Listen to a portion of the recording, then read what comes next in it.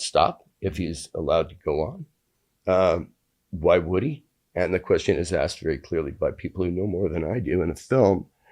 And then when we get caught up in, what the media thing is. So you had just had this horror show, ongoing horror show in Israel. Mm-hmm.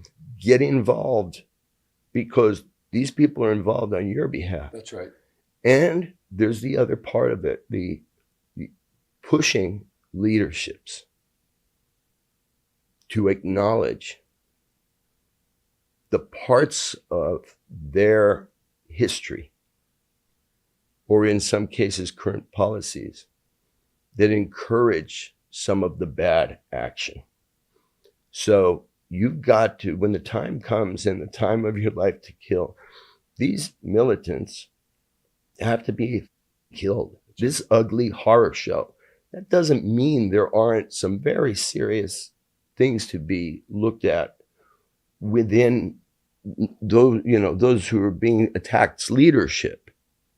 Same in the United States. We can think two things, right?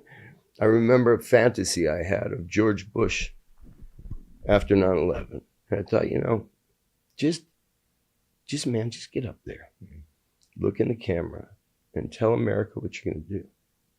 Because you haven't asked anybody's permission, and you've told the White House counsel, stay out of your life for a week.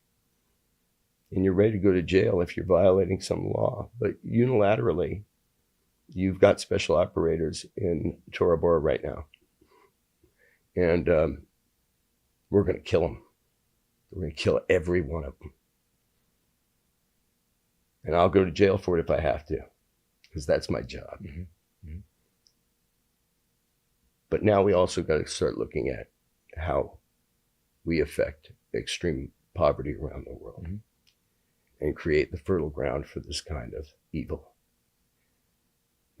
I think we just got to make trendy a little bit of nuanced thought, a little bit of the ability to look at both sides of a thing without being accused of somehow being an apologist for, one absence of good for another.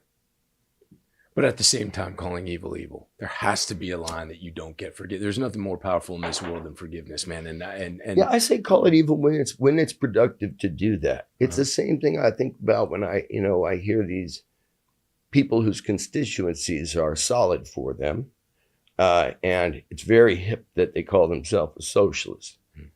Well, I always think about it that if your granny can call 911 when she hears somebody breaking into her house and the police come, that's kind of a good thing, right? Yeah. And that's something we can all, granny was safe because she could call 911. Then the question I have for people who get up, all scared of socialism then is, which credit card did she use to pay them when they left?